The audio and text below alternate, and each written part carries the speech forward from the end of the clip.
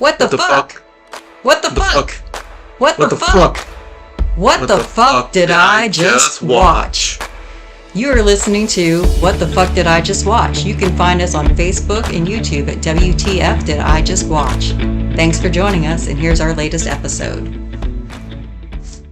Welcome to another episode of What the Fuck Did I Just Watch, where we have our fun guest host with us again, Pixie, who we enjoyed talking about Jim Henson's Storyteller series with, and is our kind of, her and John Paul are like the Jim Henson experts. I'm the casual fangirl, which pretty much is me about everything.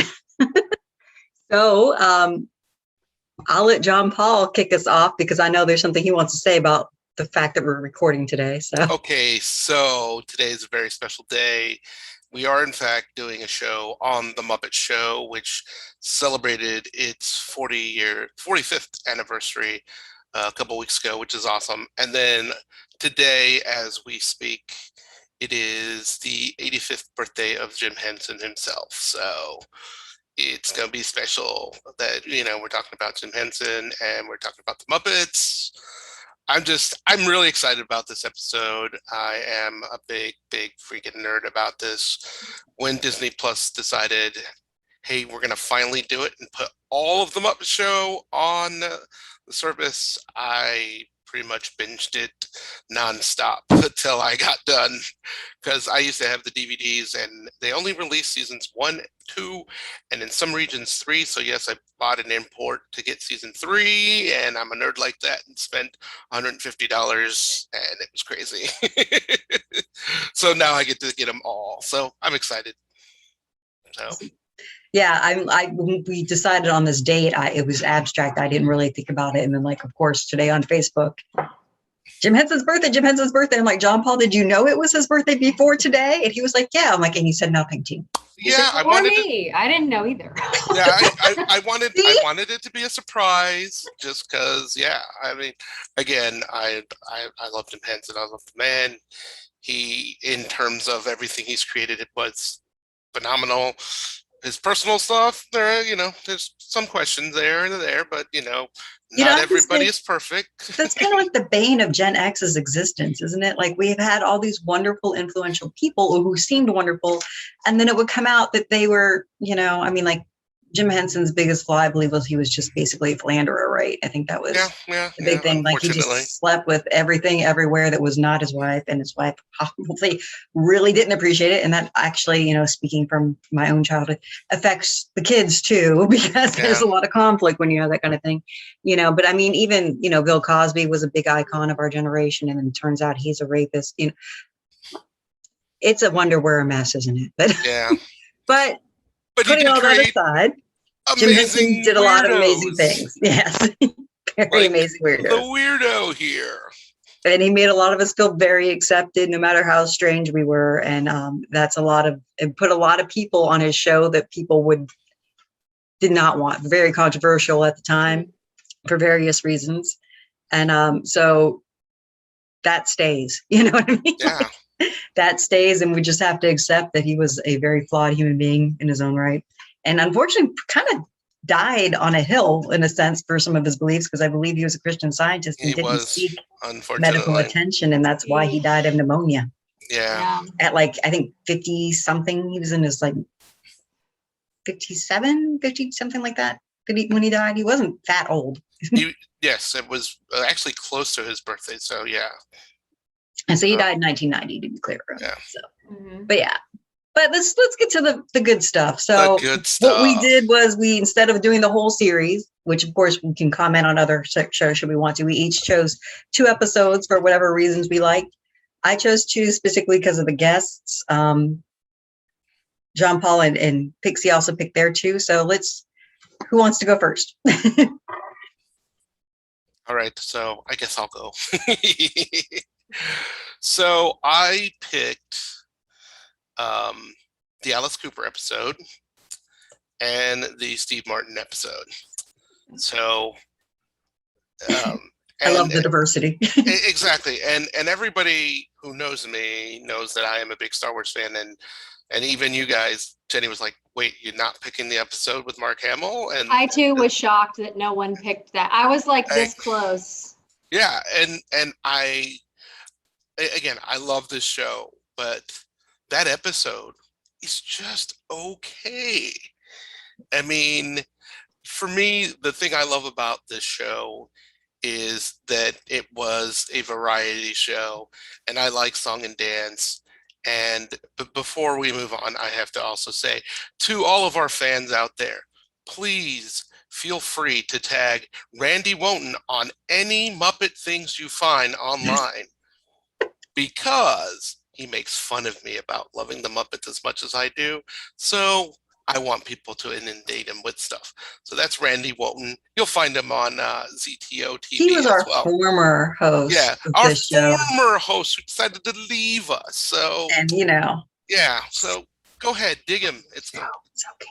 the show's gotten better. We have better guests. It's all good. Oh, So, anyways, that. so yes, I picked the Alice Cooper one because also when I want to say 13, I had a VHS tape that was the Muppets Holiday Special. And all it really was the episode that had Alice Cooper and Vincent Price. And because I also love Halloween, I absolutely love these two episodes. Later on in life, when I was a assistant manager and a manager at a video store, this same VHS was there. And after they mandatory us to run the loop thing that they play at video stores back then, the little promotions at night, I just said to myself and my staff, if it's PG or G rated, we can let it fly and we'll watch it. And this was on a constant loop for me because again, the music. So let me start off. So the Alice Cooper episode. Yeah, like you said, kind of controversial because Hugely controversial, actually. Yeah, let's not downplay it. Alice Cooper. And Back then, Alice Cooper was the Satan-loving Alice Cooper. And that was like the start of the Satanic Panic right around then, correct? Yes, it was. Yep. So you have somebody who, yeah. But what's so great about that episode, I mean, it starts off like most episodes. Scooter comes in and talks to the guests and just says, 5 hey, minutes, Mr. Cooper. Yeah. That's right. So he comes in and there's all these like monsters and they're cool looking monsters. And I'm like, I've never seen any of these monsters. And sure enough, the Scooter goes to Alice Cooper, Mr. Cooper, where are all these monsters from? So he says, those aren't our monsters. Yeah, those aren't our monsters. That's right. And he's like, I know. So it's like he brought his own monsters. He's like, they're mine. They're mine, exactly. So it's just incredible. Like, yeah, you get Alice Cooper with the Muppets. And yes, he does sing a couple of his hits, like School's Out and all of that. And it's just, Welcome to my nightmare. Welcome to my nightmare. That's actually what starts the show, which was really cool. But in this craziness of that is the Muppet Show that I find so endearing and love, especially in this episode as well, was you have this little quick scene with Fozzie going, he's in the cafeteria, which was another running gag in a couple of the episodes, where he's going to see the nice. He's like, I want to see some niceness here. And then you find out he's in the cafeteria. These people have fangs and whatever. And then Robin, who is Kermit's nephew, sings Somewhere Over the Rainbow. And it's such a powerful song and such a great song. But you'd think this is completely out of place 100%. in the theme of this episode. Yeah. But I don't think that, because it's fitting with the Muppets. They didn't care. They did what they wanted. And so why the heck not? And then there's also another song that I absolutely love that is an earworm, and it's in my head right now, which is Once a Year Day, with really cool monsters. And while doing my research, because I was always like, where's this song from? I'm like, this is I mean, I love this song, but I never really knew where it's from. So, our trusty friend Google told me today when I did my research on it, it's from a 1957 movie called The Pajama Game. So it's like, one of those like My Fair Lady type musicals, comedies. And I heard the original and I'm like, this is just as fun as the one with the Muppets. So I paid the 99 cents on iTunes and bought it because, that's what I do sometimes yeah. So I don't know. And then another one of my favorite parts is running gag through the whole episode is the story of Faust, which everybody knows the story of Faust, sign a deal with the devil, which again goes back to you have Alice Cooper and you're talking about signing your soul to the devil. And they actually mentioned the story of Faust because Kermit and good old Gonzo here have this wonderful exchange about it. And he's like, yeah. And there's this thing, he's like trying to find a pen and he's like, I'll do anything for a pen. I'll sell myself for a pen. Wait, I have other plans for that. And I'm just like, the fact that, I don't know, it's funny. It's still very entertaining. It's great. And then Cooper, I'd have to say, if you don't mind, like I love my favorite thing about the entirety of the episode is the fact that you would think that the idea would be have Alice Cooper on here downplay the whole, no, not Jim Henson, not the Muppets. They're like, we are going to so play up on a satanic theme that there's just no way you could miss it. That whole scene with Miss Piggy and Alice Cooper where he's trying to seduce her soul away from him. I mean, just the whole time they keep Satan. The only thing they didn't do was have Alice Cooper and the Muppets play Dungeons and Dragons. Right. That was the only thing that could possibly solidify the whole fear of Satan more. And and that's what I love, the boldness and the braveness of it. It was just like, it was like, what are you going to do? Yeah. The duet with Miss Piggy and Alice Cooper singing an Alice Cooper song, You and Me, which is a song that you listen to the original song, it is a ballad. You wouldn't think Alice Cooper does ballads. It's a 1977 song. It's a ballad. It's a very interesting song. The video is really weird too. But the Muppet version is so much better because this creature that Miss Piggy turns into is super cool. And then this also has a scene with Beaker and Hunson Bunny-Doo, which I think last year this scene got redubbed and got kind of floated around. It's they find a way to enlarge a virus. And what's funny is when I saw it floating around Facebook, they got redubbed and obviously it talked about COVID and everything. And I'm like, oh my God, I remember that episode. That's, so yeah, I geeked out. Yes, I am totally gushing over this episode. I'll admit it. I love it. And then my second episode, I picked Steve Martin. Steve Martin is one of my favorite actors of all time. The man has made me laugh. And I think the first time I really, really laughed with him was in the Muppet movie.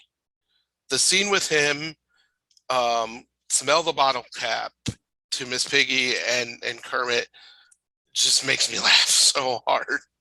And then obviously from The Jerk to everything he's done to his current show, I mean, the man is just great. So this episode is about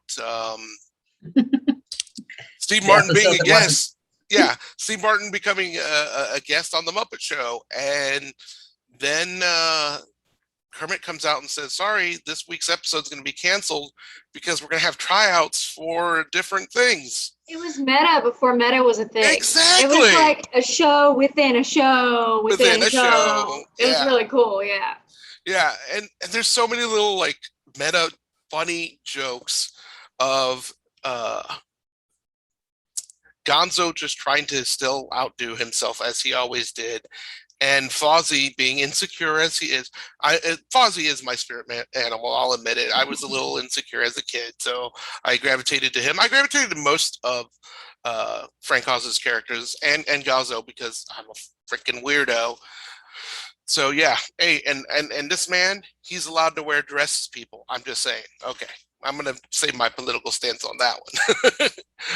But yeah, so Steve Martin just does his old vaudeville routine, and the whole episode is vaudeville. Oh yeah, completely. 100%. That was the first thing that came to my mind. Like, it's a vaudeville act. The whole thing was. You even have the wonderful hecklers, Statler and Waldorf, do a dance and song, and they get booed on this time, and it's just so like, yes, this is great. And Steve Martin does one of my favorite things, because I've seen his stand-up where he makes balloon animals, and it's a funny gag. I'm gonna save that for people to like.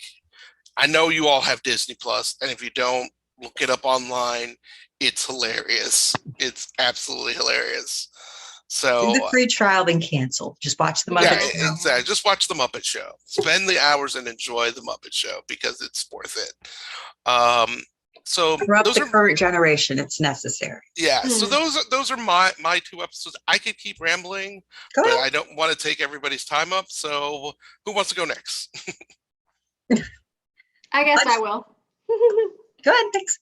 I picked Carol Burnett for one of my episodes because I'm a performance artist, as a lot of you know, and I MC a lot of things, and I really identify with funny ladies, and she was one of those first like funny ladies that really kind of got the attention that she kind of deserved, with the Carol Burnett Show and all that stuff. And the episode opens with she's at the front desk, and she's like, hey, so I'm here to do the show. And they're like, Gonzo comes up and he's like, oh, no, wait, but we're doing a dance competition.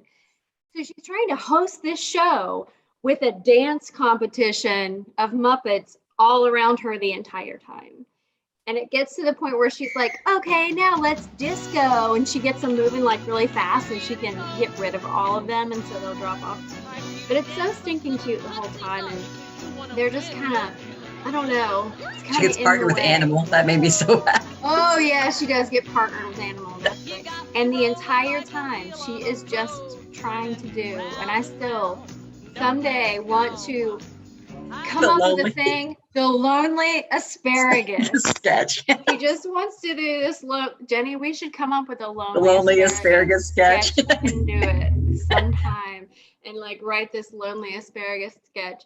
But it was just all so cute and enjoyable. And I haven't had a crap ton of time this week, so I only watched it through once. So my memory's a little bit wacky on it. It's been a crazy busy week, but I do remember the parts about, her and the dance competition and all that stuff, and the lonely asparagus is what really sticks out for me. My other one was John Denver, because I'm a giant hippie as well, and I remember the John Denver episode from childhood. I didn't remember the Carol Burnett episode, but I did remember the John Denver episode because of the grandma's feather bed. That is an earworm for me. Every now and again, I'll hear in my brain, you could fit 8 kids and 4 hound dogs. Like, it just will like, and I'm also Appalachian. So that was like an extra, I'm from Southern West Virginia. So like, that was an extra little bit of, here you go, warm your heart. And then when he sang Inch by Inch, it gave me chills. And the beautiful, the flowers that they had made, the flower puppets and the vegetable puppets. And it was just a lovely, lovely episode the whole way around.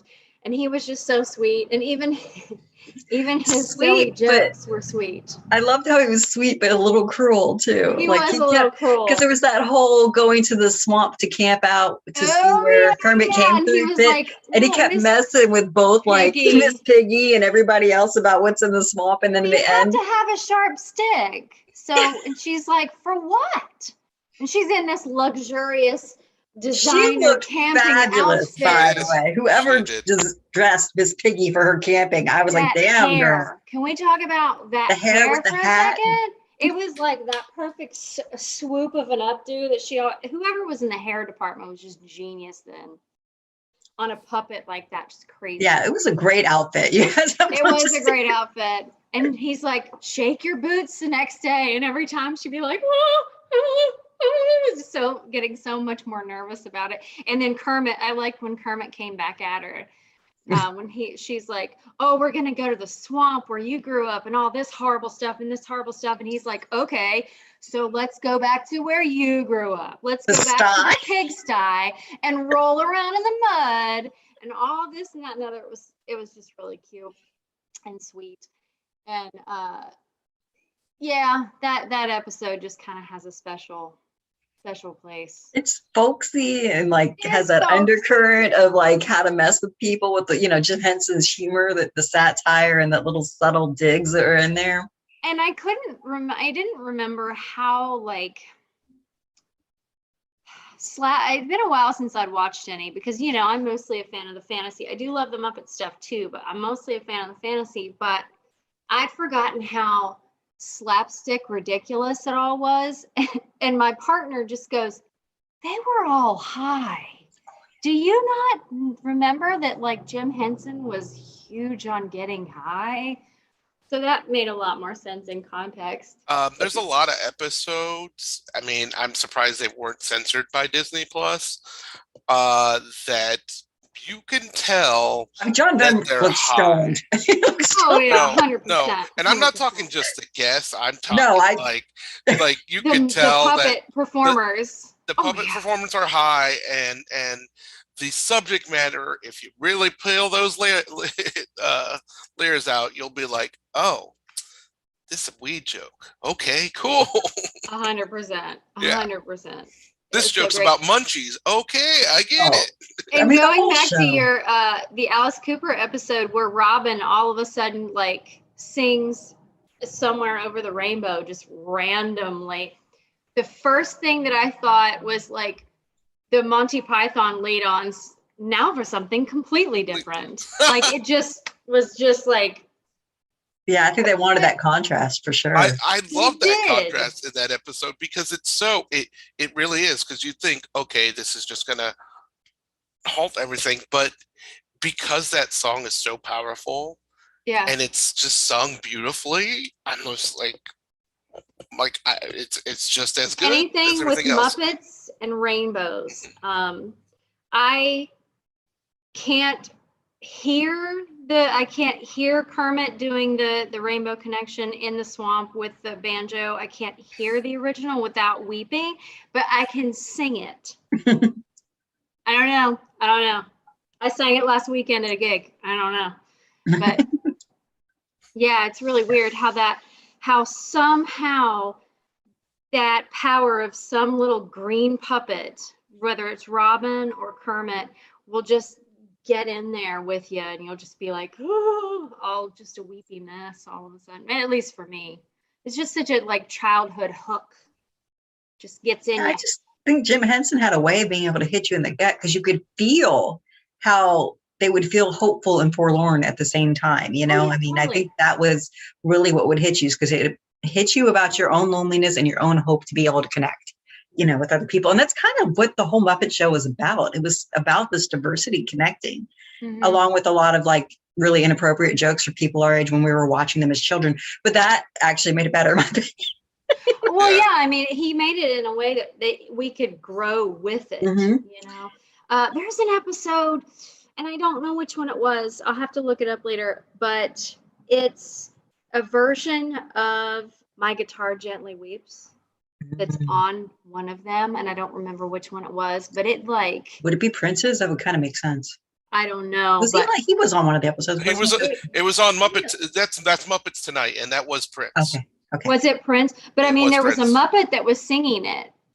And then the version of Time in a Bottle that I believe is it Floyd? Or is it a scientist that sings that? Oh, that's also from Muppets Tonight, which Disney Plus, if you're listening, please put that back on, because I had one season. And the Jim Henson Hour. Yeah, I mean, I'll watch it all. But yes, Time in a Bottle, you're right. That is amazing. That gets you. That gets you. That made me fall in love with that song, and then it made me later on discover all of the rest of the works of Jim Croce. So that show was such a good way of introducing people our age to that sort of the music diversity as well. And then later on, we were able to go, and when we were in our teens and early 20s, go, I remember this, like, have this slight little member berry from being a kid and hearing this song on this show. And let me look into the entirety of the catalog of this artist. And, you know, exactly. I mean, like I said, I just paid for a song of a movie musical from 1957. Yeah. So, yeah. I almost did Paul Simon. I was like really close to doing Paul Simon because my partner was like, you got to do Paul Simon. I was like, I want to do a woman. I want to do a funny lady, but I wish I'd done Paul Simon now. It's all right. That was a great choice. It was so beautiful. It was so beautiful. And he was so funny on it. True, but Carol Burnett was amazing. And I agree with you. You know, like, I kind of wish I'd picked Phyllis Diller for the reason like you picked Carol Burnett, because it was like, again, another person who broke through the glass ceiling. And it was like Betty White, Carol Burnett, Lucille Ball.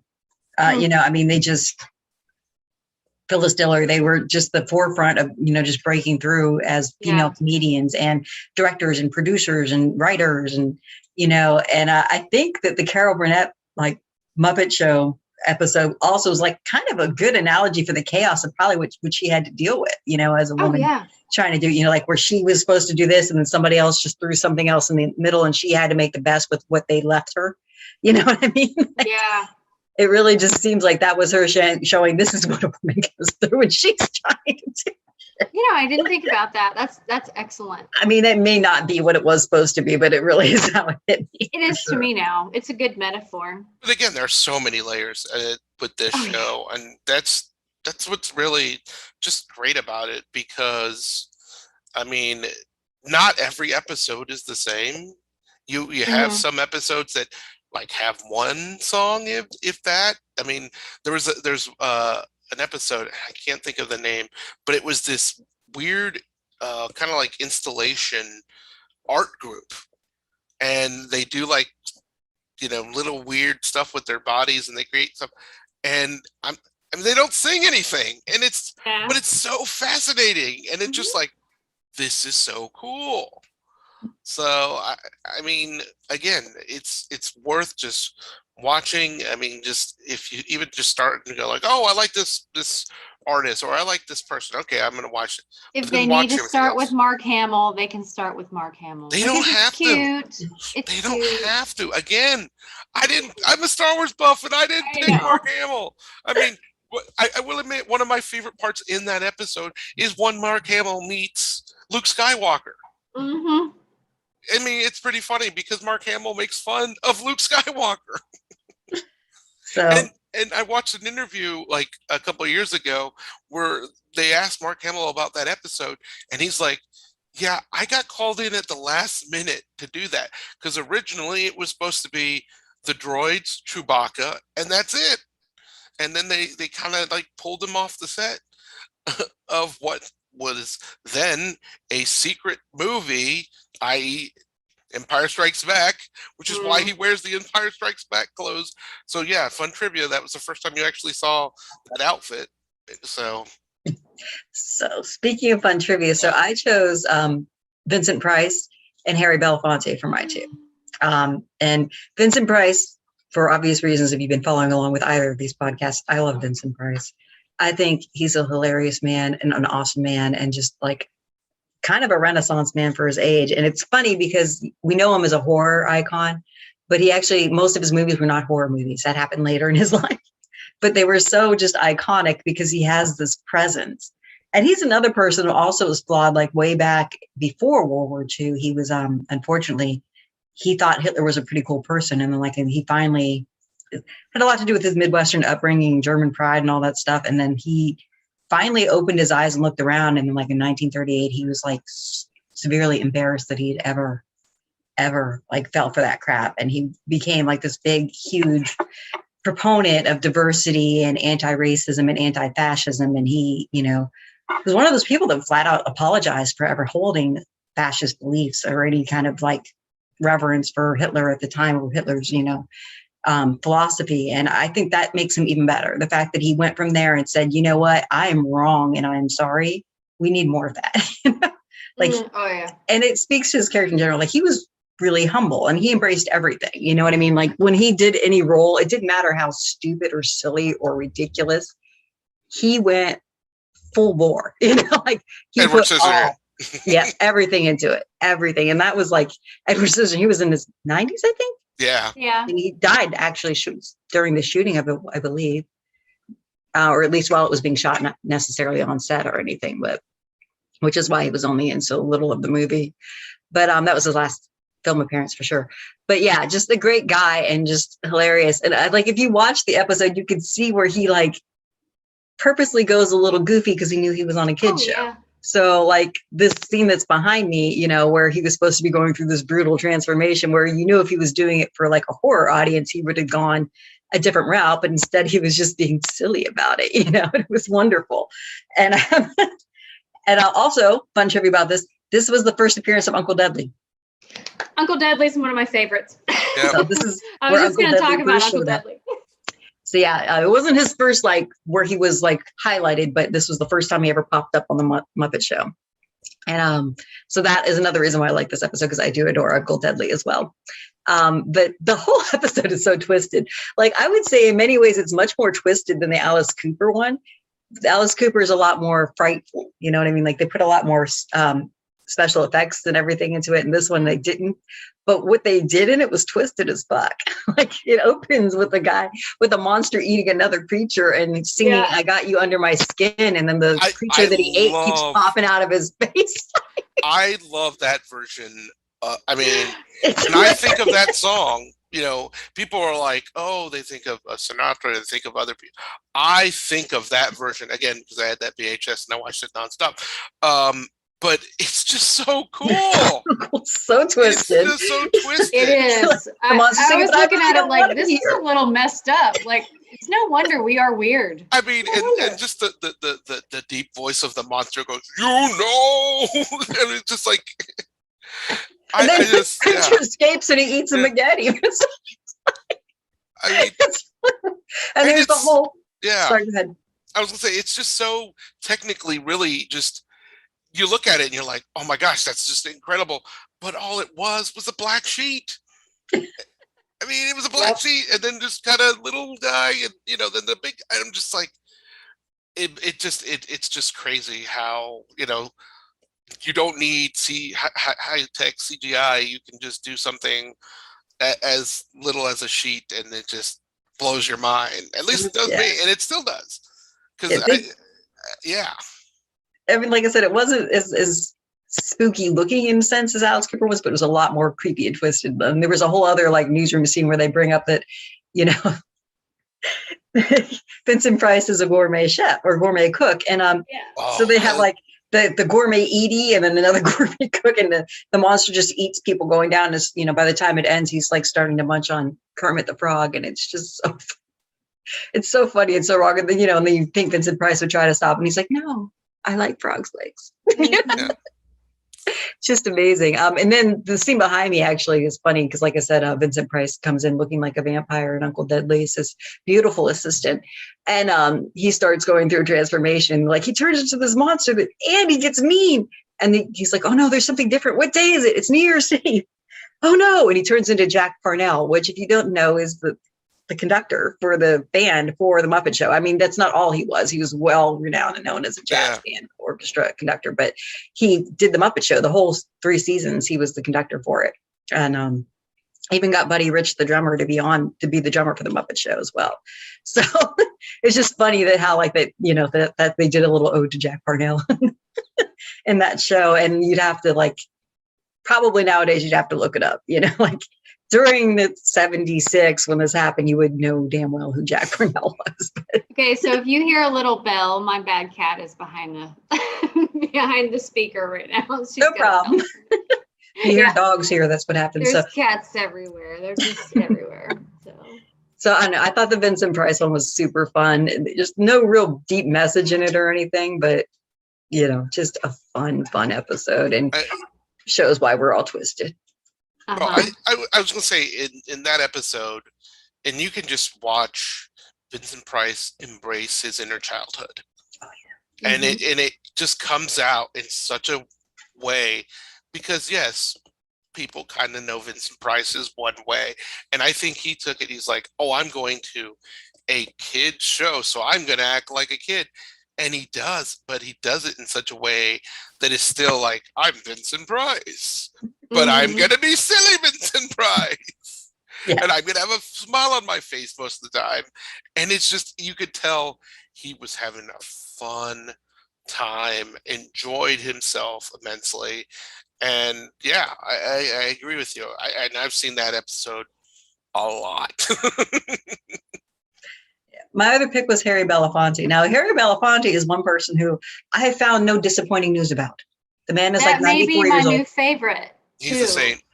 Yeah, I didn't know how good that one was. So I picked him because I've been running across him more and more lately because of all of his activism, which I was immensely ignorant of up until like the last 3 years. So, I mean, I knew Harry Belafonte sung the Banana Boat song. I knew that from Beetlejuice, you know what I mean?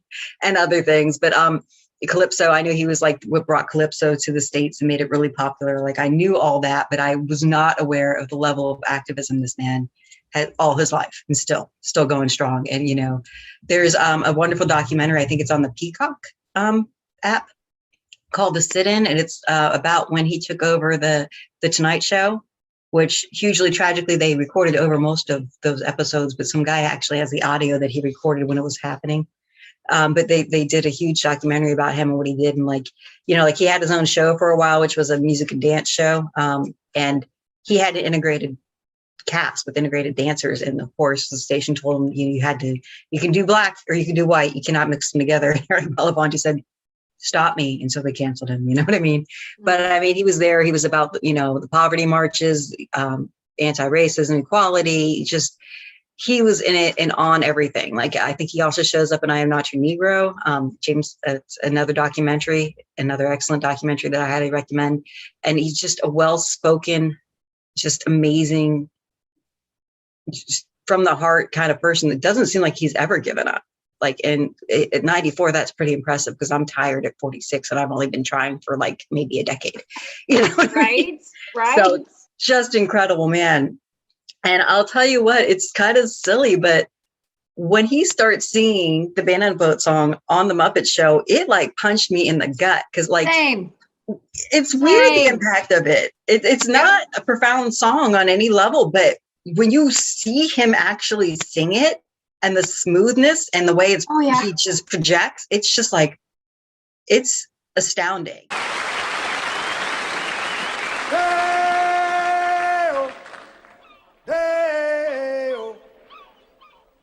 Daylight come and me want go home. Me said day.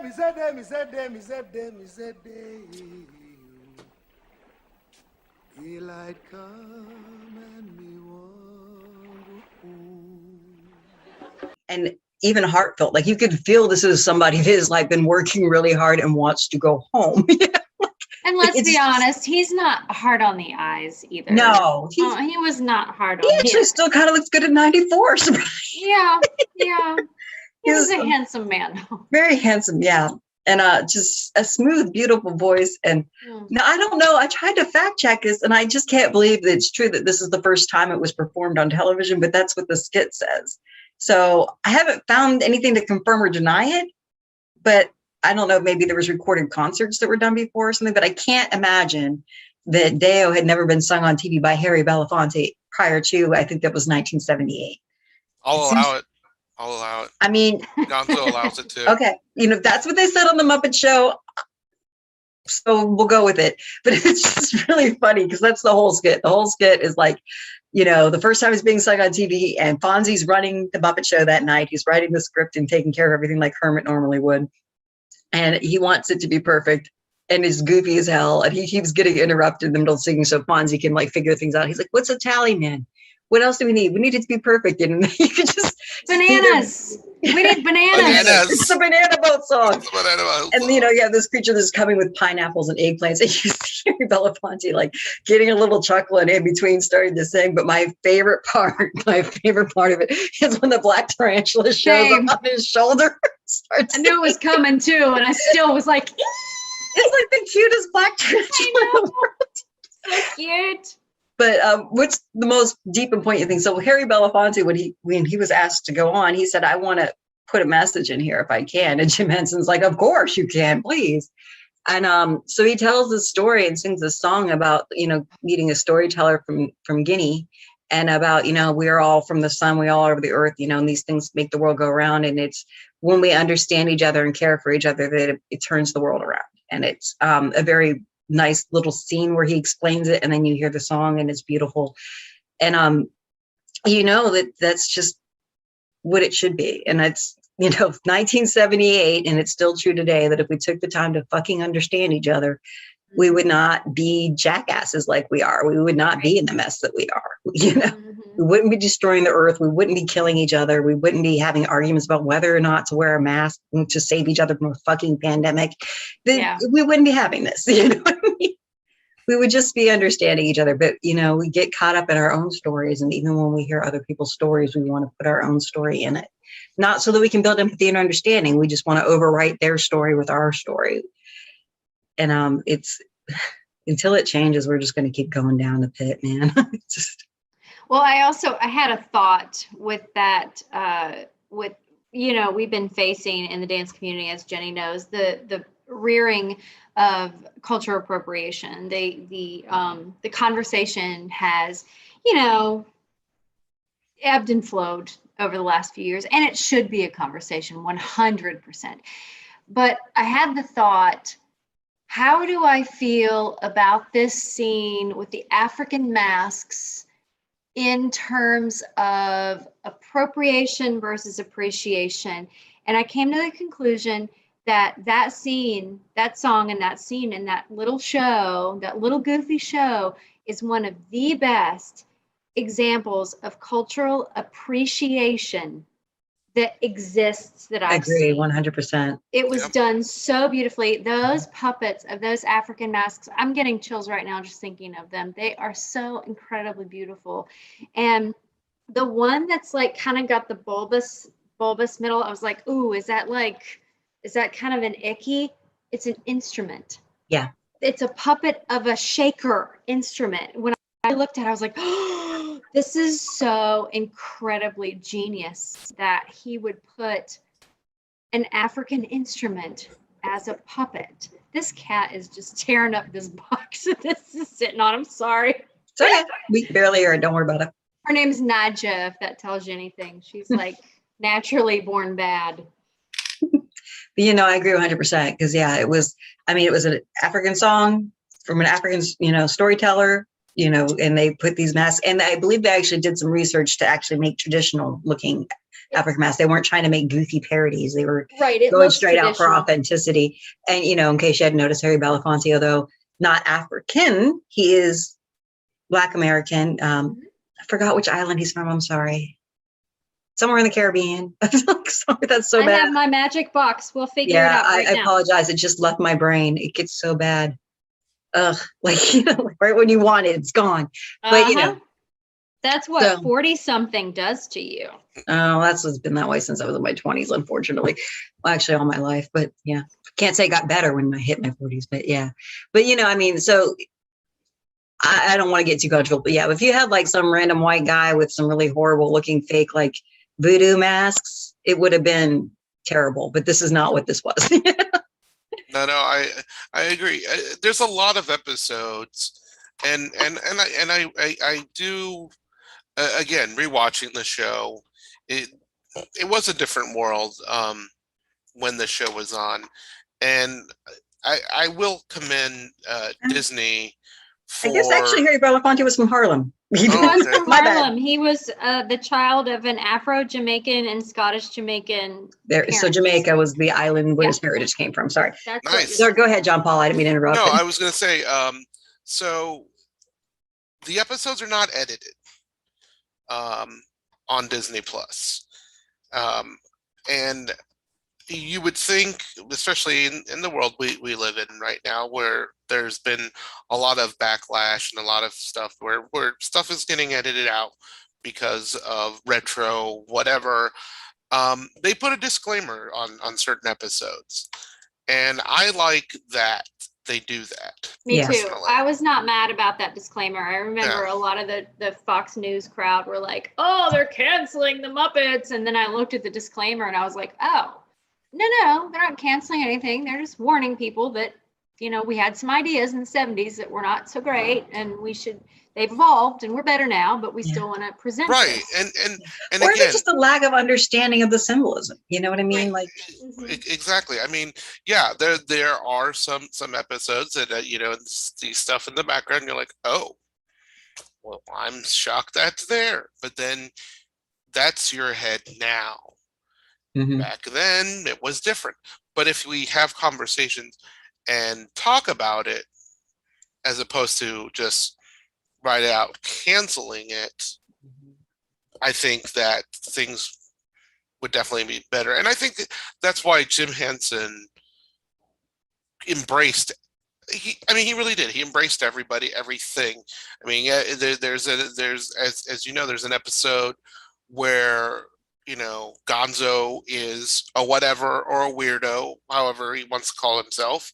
But you also have a bear, a pig, a frog, and all kinds of different creatures, and that's what they are. And like I said earlier, recently the new Muppet Baby show with this guy had its own little controversy because Gonzo put on a dress.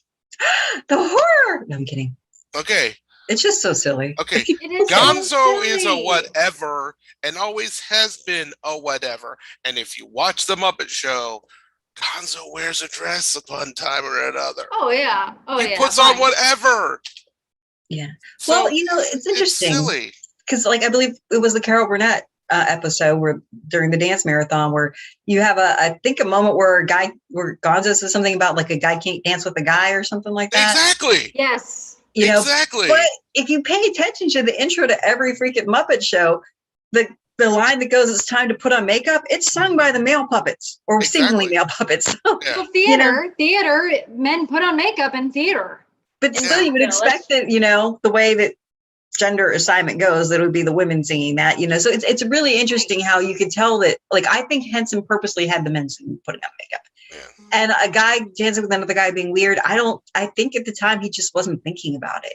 Yeah. Or he was making you want to think about it like, well, why is that so weird? Why is that so weird? Why can't a guy dance with a guy? Like, and that's the thing about Henson is you really, unless you could have asked him, you just didn't know if he was putting stuff in there to make you question it or just was not paying attention at the time because it was 1970 and people weren't thinking about that. You know what I mean? Because that was just a status. Was he really accidentally woke? Like maybe. I mean, and again, we live in a world where people are like shocked that people are coming out. I mean, that's what gets me Cassandra sometimes. Peterson's an excellent There example. you go. I mean, that is what I was just going to say. I mean, oh my gosh, Elvira's gay. Oh. Who fucking cares? Do you still enjoy her stuff? Yes. The majority of the population was like, woohoo! Elvira's gay-ish. Yeah. We're just in a relationship with a woman. Yay! But again, I mean, I hope we get to the point where it's like, okay, so what? Yeah. I remember going to Horror Hound with Randy. Again, if you guys want to make fun of him, tag him on any Muppets. And we got in line to see Clive Barker. And, he kind of peeked out and he had these like weird fluorescent pants and this weird loud shirt. And I didn't think anything of it. Randy didn't think anything of it. The guy in front of us go, "Is Clive Barker gay?" And so Randy and I heard this and we're like, guess what? He's really gay. He's like, "No, not Clive Barker, blah, blah, blah, blah, blah." I go, "Do you like the movie Nightbreed?" And the guy's like, "Yeah." I go, "It's about coming out." The guy's face got so red-faced that he got out of line and just said, "Screw this." I'm like, you're a fucking idiot. Yeah. Excuse my language as we're trying to keep this clean for a Muppet episode. But I mean, I'm Are just we? like, I don't think we're ever trying to keep it clean. I'm all sorry. right, I guess not. I don't know. But It's never a goal of anyways, mine. there you go. But I mean, it blew my mind. It's like, oh my gosh, I just blew this guy's mind because Clive Barker is gay.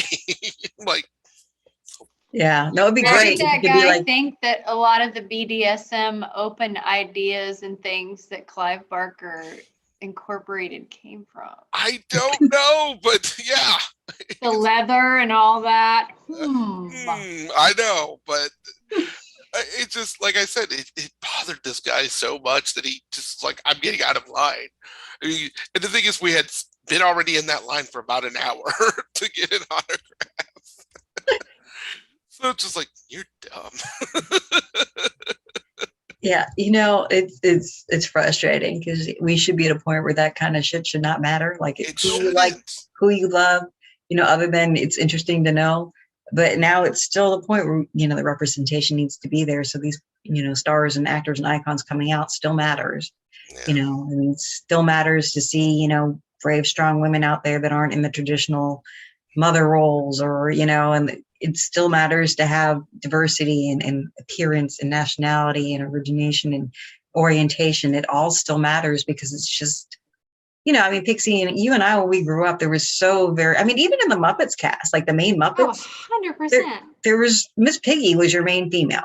Every now and then Janice Yeah. popped out there, and then there was Camille the Janice chicken. is my spirit animal, though. I love Janice and I love Miss Piggy. Camilla was pretty awesome. Camilla the chicken was very awesome too. But you know, I mean, that's basically what we got, you Yeah. know. And really, of them, only Miss Piggy was a featured Muppet. You You're know, right. And I You're right. never liked her. I never identified with her or liked her. I loved her think- strength, but I I found like her her very strength. princessy. And I like her badassery when she's badass, but I don't like the high maintenance thing. Yeah, Because I that was don't always want to hard be to deal that with. kind of a chick. I'm always like afraid to be that. I'm like, no.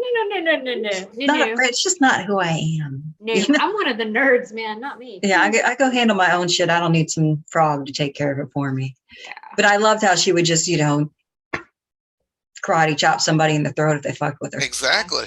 I admired that greatly. You know, she even And taught Alice Cooper a she had her thing. standard, and she was trying to get somebody to meet her standard. You know, Yep. it would just be Yeah. better to have somebody meet your standard instead of trying to force the frog up and do it. You know? Which I would say in the later Muppet movies and stuff like that, it kind of is where she ended up. We're like, no, I'm not forcing this anymore. No, she Like- began Oh, her yeah. own thing.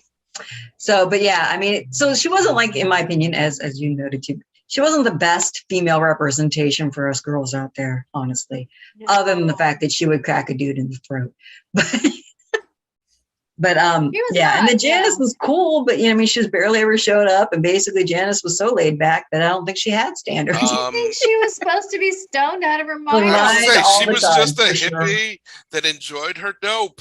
I mean, it's just like, leave her alone. She's just getting her mellow But buzz that was our on. representation. There. Now, in She the Muppets Tonight, which was the show that was fairly recent, which is a great show. I wish that it was like their talk show. I think Janice had more of a role. I think she was like director of something or other, maybe like social media or something. I don't remember, but it was really cute. She had like way more of a role in that.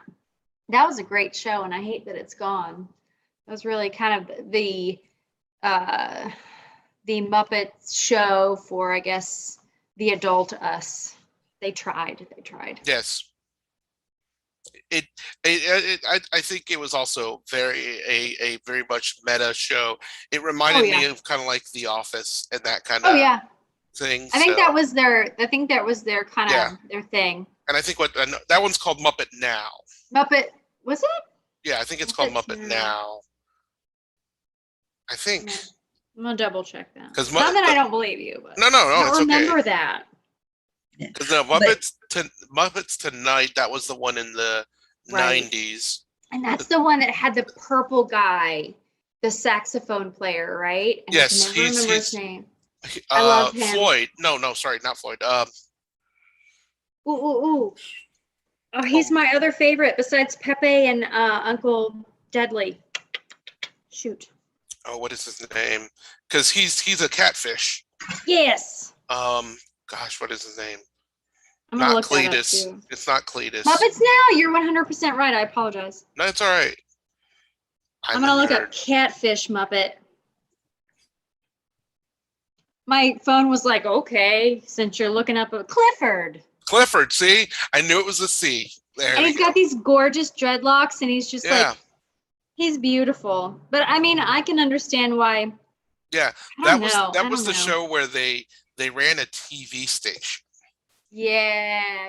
They tried to do a variety show out of it, but it and again it was a little after Jim Henson had left that Brian Henson took over a lot of the production of that, which I admit I do enjoy how much weirder Brian was than his father. Brian Henson brought to us Muppet Treasure Island, which is one of my Farscape. yeah. The Muppet Christmas Carol. Yes.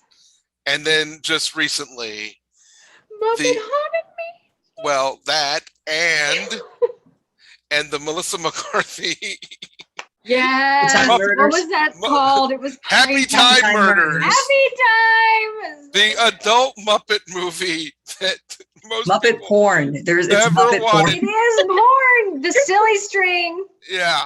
I mean, don't get me wrong. Peter Jackson did do weird Muppet sex first with Meet the Feebles, which, if anybody wants to watch it, it's on Tubi. It's really weird. It's the best way to describe it Fantastic. is if you take the Muppets and you take Pulp Fiction and you put it in a blender, and that's where you get the Feebles Yes. with some crazy Aussie New Zealand comedy. It's so good. I need to go back and watch it again.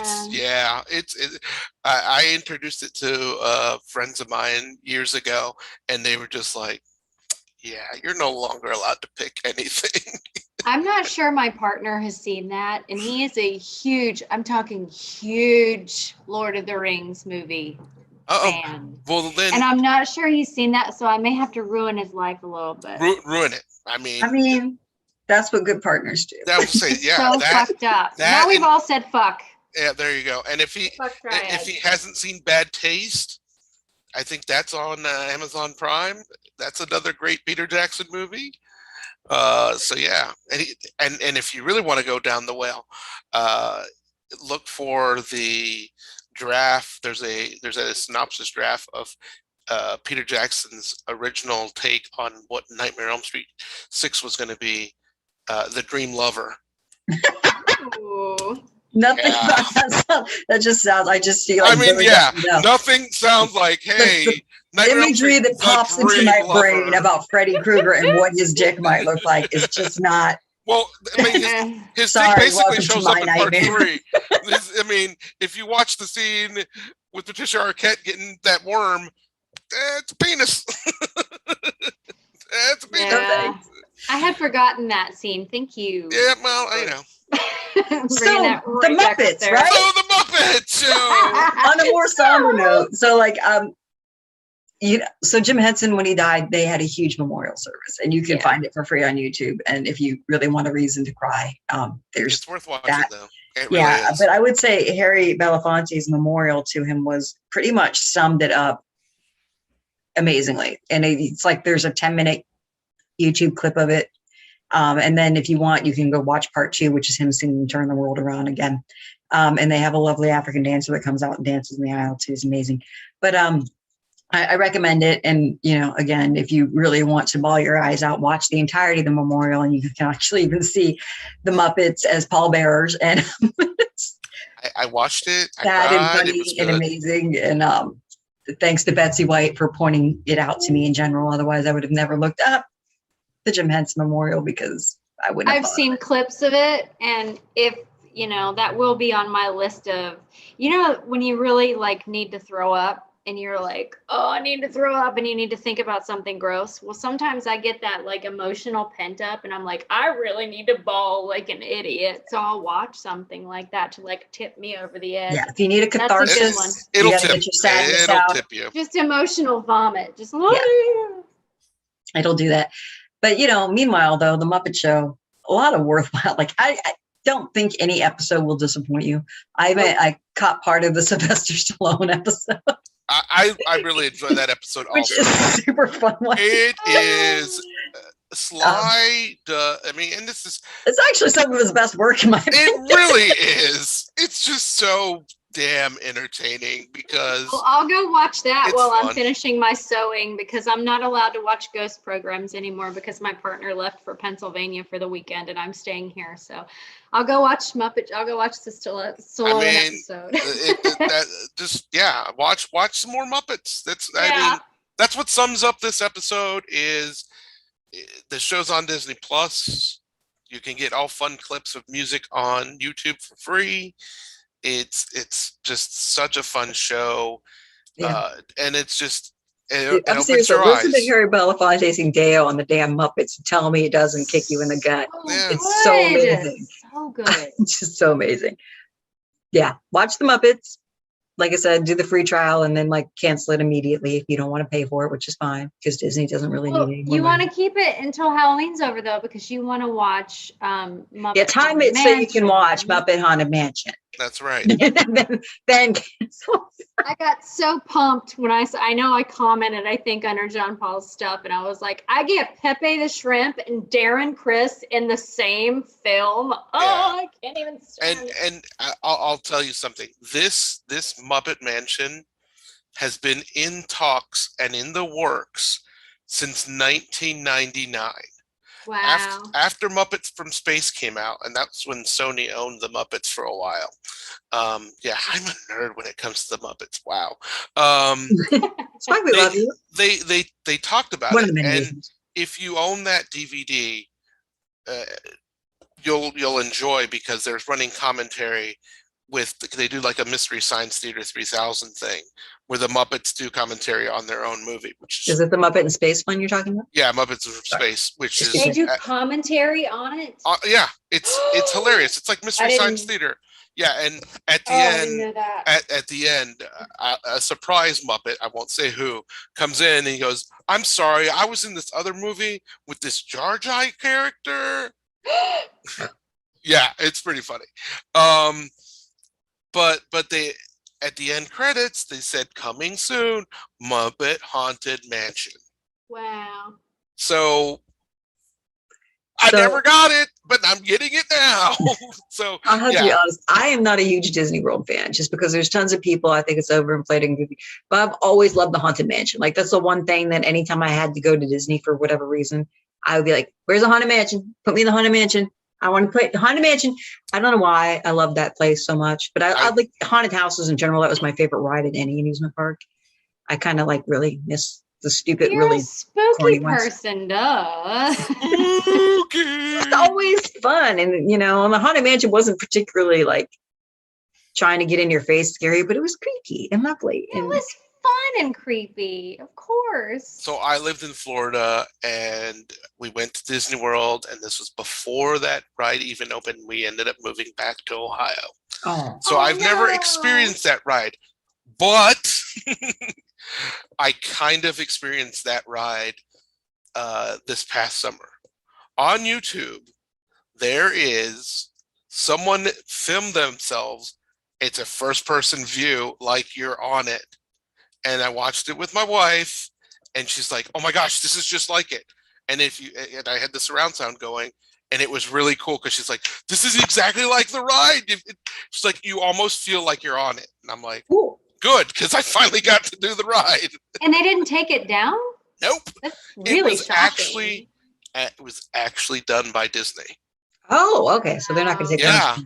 Well, I guess it would make sense if they want to promo it more. And Yeah. I mean, they're going to get a profit out of that one way or the other. But it's really cool because it feels like they even do kind of, because I didn't do the ride, but my wife told me when you're in line you get to see all this really cool stuff.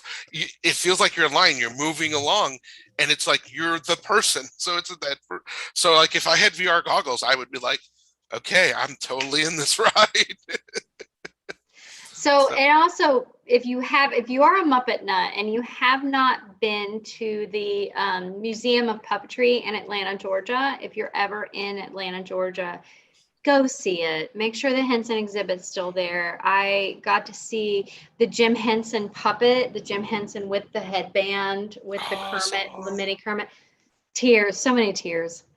And I saw some stuff from Emmett Otter's Jug Band. There's some Fraggles. There's some Sesame Street. There was some Labyrinth, some Dark Crystal. I mean, they're always on loan from there. But if I know that the Henson exhibit was also at COSI a couple years ago as well. So it does tour. So if you can catch it. It's I think if you Google it, it'll tell you where it is. So, I mean, definitely catch it. Yeah. It's beautiful. I think I've seen Scooter, and I think I might have seen Bunsen and Beaker too. I don't have the pictures anymore, which is a bummer, but it was absolutely beautiful. And it was just kind of, you know, for somebody who's like John Paul, like kind of almost a mega fan, it's worth it. Track it down, find it. If you're anywhere near Atlanta, Georgia, go to the Puppetry Museum. And, you know, there's also a room of creepy marionettes, like all around you. So that's cool too. There's a lot of cool things. Yeah. So with that, I guess watch the Muppets. Definitely watch the episodes we've highlighted because they're super worth it. Watch more than that. Like I said, great stuff. Any final thoughts? I mean, like, you pretty much summed it up. Watch it, enjoy it, have fun.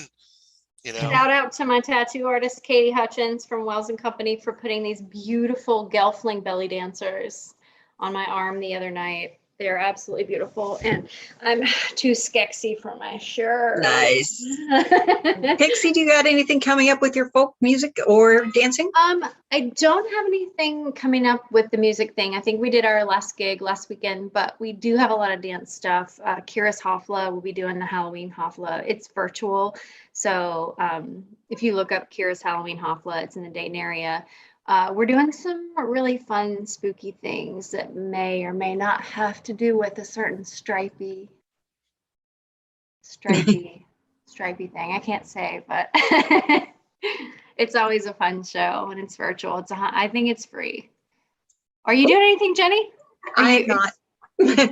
Sacred Chimney doesn't do Halloween. I'm always like, whoa. Oh, we love it, but we usually go to other people's shows and they're just we're not doing anything indoors right now. I think Angie never might be in a few online shows, but I unfortunately don't have that information. But you can always check out what's going on her Sacred Chimney Studios Facebook page or Angie Never Facebook page, and see what events she's got up. And her classes are still ongoing, and they're amazing. Amazing! I bought the belt she teaches into, the belt from Red Camel. Yeah, it was funny, actually. I got that at a convention, then she got it at the convention. Now, Tammy and I both have awesome. Them too. They're beautiful belts, and they fit very well. And also, of course, Angie and I have our Moon Phases belt that you made, which is lovely. So we wear that a lot too. I'm waiting to see that. I don't ever see it on videos. I'm always like waiting to see it. So I also copied Angie's necklace with the coin and the skulls. But anyway. John Paul, you got anything coming up? I mean, Schlockfest. We got Schlockfest coming very, very soon. We did the fan appreciation Voyage of the Rock Aliens episode. I want to thank Betsy White for suggesting that movie. It's an amazing movie. Let me tell you. I have the soundtrack now because I went on eBay and got the record. And I've been listening to it, and my wife hates me for it because she's just like, this is terrible. And I said, no, this is 1980s something amazing. So thank you. Betsy White seems awesome. I have not had the pleasure yet. Oh, she's incredible. If you actually ever go to the Run Fair, Pixie, she's the head of the local Wenches Guild. So you might run into her there. All right. She's a wench. She's a wench. So yeah, we got that, and we today, I believe, or in the next couple of days, our last Starfighter episode will be dropping. So yeah, I think actually it dropped. I think it dropped today. It dropped today. Okay, so you'll be watching something that you've already watched because you know the magic of recording things. Yeah. Yeah, and of course, Girls Go to Schools. I believe our Phantoms of the Opera episode's about to drop, and of course, by the time you watch this, it probably will have dropped. And we're going to be recording the Werewolf episode, the Wolfman episode on Monday. So some Lon Chaney Jr. in there. So keep an eye out for it. And always, we love having guests. So, I mean, it's not like we won't keep having like Pixie and all our friends back on, but new guests also we are welcoming. So please let us know, reach out, tell us if you want to be on the show and what movies or shows you want to talk about. Yeah, we welcome anybody. We like diversity.